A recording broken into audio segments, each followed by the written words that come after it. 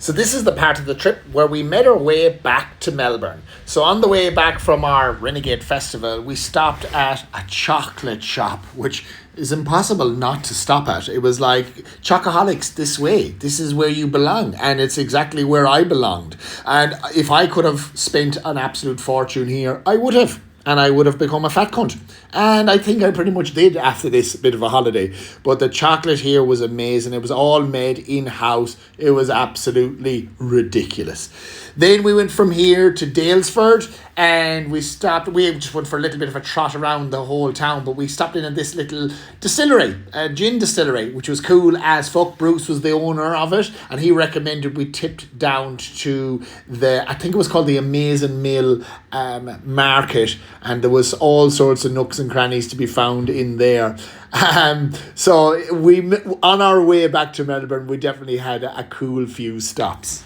And now, once we made it back to the big smoke of Melbourne, our very first port of call was to Alex Chongi's house. So he actually came and picked us up from our Airbnb and he brought us out for some fish and chips. Alex managed to catch a wobbegong shark when he was spearfishing a couple of days beforehand. So he's like, mate, you want some fish and chips? I was like, yes, of course I do.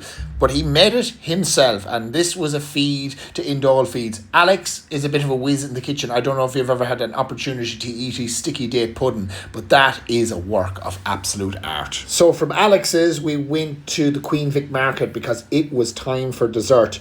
And when me and Julia were in Bratislava, there was these little pancake things that we got. Don't ask me how you pronounce the name, Lovichinkos or whatever the fuck. But we found them in the Vic markets and they were delicious.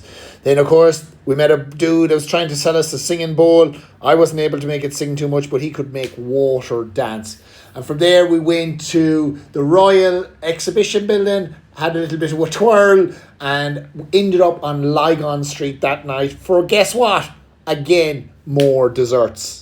You're going to understand by most of this vlog in Melbourne, it's all about food. But I had also planned a photo shoot with my alpha lads. So I decided to head out to Spotswood, my old haunt, to where Matty, my old barber, works. And he took me from looking like an absolute Neanderthal to something decent. And he gave me a brand new jersey. Great to see you, Matty.